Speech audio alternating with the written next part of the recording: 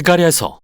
이 책은 바벨론 포로 생활이 끝나고 예루살렘으로 돌아온 후를 배경으로 합니다. 우리는 에스라서에서 스가랴와 학개가 백성들에게 성전을 재건하고 하나님의 약속들이 성취되는 것을 기대하게 하고 동기부여하는 모습을 보았습니다. 그리고 오래전 예레미야 선지자는 이스라엘의 포로 생활이 70년간 지속되지만 그 후에는 하나님의 임재가 새 성전에 회복되고 하나님의 나라와 메시아의 통치가 모든 민족에 임할 것이라고 예언했죠. 이 책의 서두에 나오는 날짜들은 바로 그 70년이 거의 다 찼다는 것을 보여줍니다. 그러나 돌아온 고국에서의 삶은 힘겨웠고 이 약속들은 하나도 실현될 것 같지 않았습니다. 왜일까요?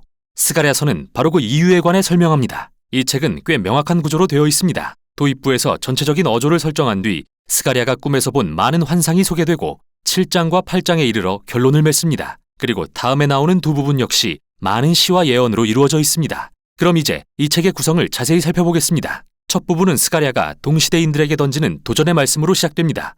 하나님께로 돌아오라. 너희 조상들을 본받지 말라. 그들은 반역하여 이전 선지자들의 말을 듣지 않아 결국 포로가 되지 않았느냐. 그러자 귀연한 포로들은 스가랴의 말에 귀 기울이면서 회개하고 하나님 앞에 겸손히 나아갑니다. 아니, 그렇게 보입니다. 다음의 긴 부분은 스가랴가 밤중에 본 8개의 환상으로 구성되어 있습니다. 미리 말하지만 이 환상들은 매우 기괴하고 이상한 모습으로 가득 차 있습니다. 여러분의 꿈처럼 말이죠. 하나님이 그분의 백성에게 상징적인 꿈을 통해 말씀하시는 방법은 매우 오래됐는데요. 창세기로 거슬러 올라가면 야곱, 요셉, 그리고 바로의 꿈이 등장하죠. 이 꿈들은 당대에 일어난 사건들의 의미를 부여할 뿐만 아니라 미래를 내다보는 창문이 되기도 했습니다. 그럼 이제 스가랴가 꿈에서 본 환상들을 살펴볼까요? 이 환상들은 아주 멋진 대칭 구조로 배열되어 있습니다. 첫 번째와 마지막 환상은 각기 4명의 말탄자들에 대한 것으로서 그들은 마치 하나님을 대신하여 세상을 순찰하는 경비대원들 같습니다. 이것은 하나님께서 모든 민족을 세심하게 살피고 계신다는 것을 표현하죠. 그들은 온 세상이 평화롭다고 보고하는데 스가랴의 시대에 이것은 하나님이 페르시아를 일으켜 바벨론을 정복하고 평화를 가져오게 하신다는 걸 가리킵니다. 그런데 여기서 질문이 생깁니다. 70년간의 이스라엘의 포로 생활이 거의 끝나갑니다. 그럼 지금이 메시아의 나라가 예루살렘에 임할 때일까요? 하나님은 그 약속을 반드시 성취하기로 하셨다고 말씀하시지만 그 시기에 대해서는 대답하지 않으시죠. 두 번째와 7번째 환상은 짝을 이루어 둘 다 이스라엘을 결국 포로가 되게 했던 과거의 죄를 상기시킵니다. 두 번째 환상은 뿔들에 대한 것으로서 이스라엘을 공격하고 흩뜨린 나라들인 아수르와 바벨론을 상징하죠. 하지만 이 뿔들, 즉 제국들도 결국 한 무리의 대장장이에 의해 흩어지게 되고 그건 페르시아를 상징합니다.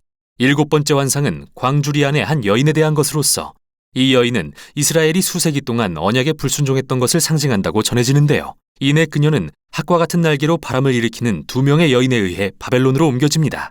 참 이상한 이야기죠. 세 번째와 6번째 환상은 또한 짝을 이루며 둘 다 새 예루살렘의 재건에 대한 것입니다. 여기 한 남자가 도성을 측량하고 있는데요. 이것은 예루살렘은 재건되고 모든 민족의 등불이 될 것이며 그들은 하나님의 백성과 함께 예배하게 될 거라는 하나님의 약속을 상징하죠. 다음으로 6번째 환상은 새 예루살렘 주위를 날아다니며 도둑질과 거짓말하는 자들을 심판하는 두루마리에 대한 것입니다. 이것은 새 예루살렘이 하나님의 말씀으로 인해 죄로부터 정결케 된 장소가 될 것을 의미합니다. 4번째와 5번째 환상은 전체 환상 가운데 중심이 되는 부분인데요. 귀환한 포로 중 핵심적인 2명의 지도자, 즉 대제사장 여호수아와 다윗 왕의 자손인 스룹바벨에 대한 것입니다. 여기서 여호수아는 더러운 옷을 입음으로써 상징적으로 이스라엘의 죄를 뒤집어 쓰고 있습니다. 그러나 곧 더러운 옷은 벗겨지고 새 옷과 새 두건이 주어지는데 이것은 하나님의 은혜와 용서를 상징하죠. 그러고 나서 천사는 여호수아에게 만일 그가 하나님께 신실하면 그분의 백성을 다스릴 것이며 그가 미래의 메시아 왕의 상징이 될 것이라고 말합니다. 또 다른 환상은 정교한 순금 등잔에 기름을 공급하는 2 올리브 나무에 대한 것인데 등잔은 그분의 백성을 감찰하시는 하나님의 눈을 상징합니다. 그리고 이 2 그루의 나무는 2 기름 부음 받은 지도자 여호수아와 스룹바벨을 상징합니다. 앞장서 성전 재건을 이끄는 자들이죠. 하나님은 성전 재건의 성공은 정치적 책략의 결과로 주어지는 게 아니라고 하시며 이들 2 지도자는 반드시 역사하시는 하나님의 영에 의지해야만 한다고 말씀하십니다. 1년의 환상이 끝나갈 때 스가랴에게 추가로 환상 하나가 더 주어집니다. 그 주제는 중심이 되는 4번째와 5번째 환상에서 이어지는 것으로서 다시 대제사장 여호수아에게 왕관이 씌워지고 그는 미래의 메시아 왕에 대한 상징이자 하나님 나라의 제사장이 될 자로 표현되죠. 그러고 나서 스가랴는 이 모든 환상의 성취는 오직 이 세대가 하나님께 신실하고 언약의 규례에 순종할 때에만 가능하다고 말하며 이 부분을 마무리합니다. 이 세 개의 환상들이 함께 강조하는 것은 메시아의 나라는 오직 그분의 백성이 하나님께 신실할 때에만 도래한다는 것입니다. 이제 그의 환상들이 결론에 이를 때 스가랴는 또 다른 도전을 제시합니다. 지난 70여 년간 무너진 옛 성전을 애통해하던 한 무리의 이스라엘 사람들이 와서 그에게 묻기를 이제 슬퍼하기를 멈춰도 되나요? 하나님의 나라가 곧 임하는 게 아닌가요? 이에 스가랴는 다시 한번 그들의 조상들이 선지자들을 통한 하나님의 부르심을 거역하고 결국 포로가 되었던 일을 상기시키며 그들에게도 도전합니다. 이 세대가 오직 정의와 평화를 추구하고 언약에 신실할 때에만 메시아의 나라를 볼 것이라고 말합니다.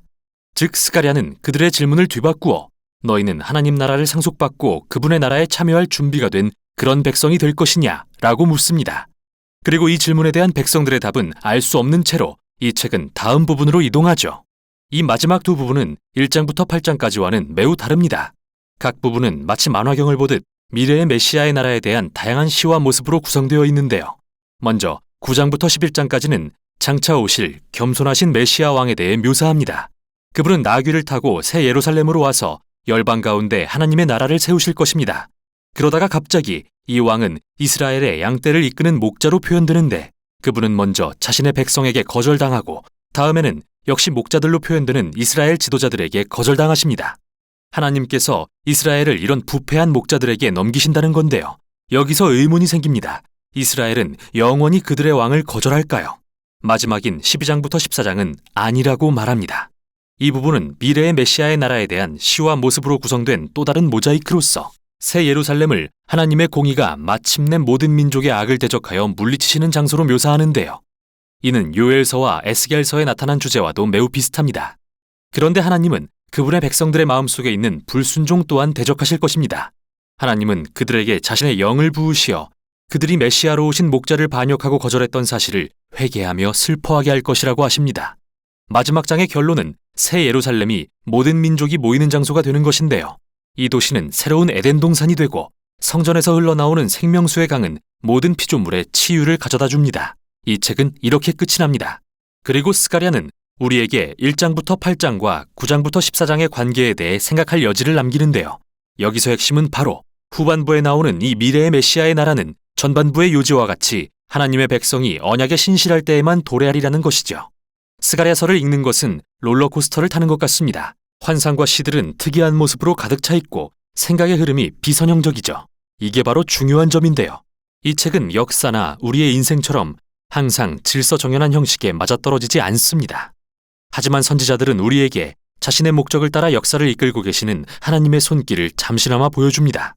궁극적으로 스가랴는 우리를 혼돈 너머를 바라보며 장차 임할 하나님의 나라를 소망하도록 초대하고 그래서 현재에 충실하도록 동기를 부여합니다.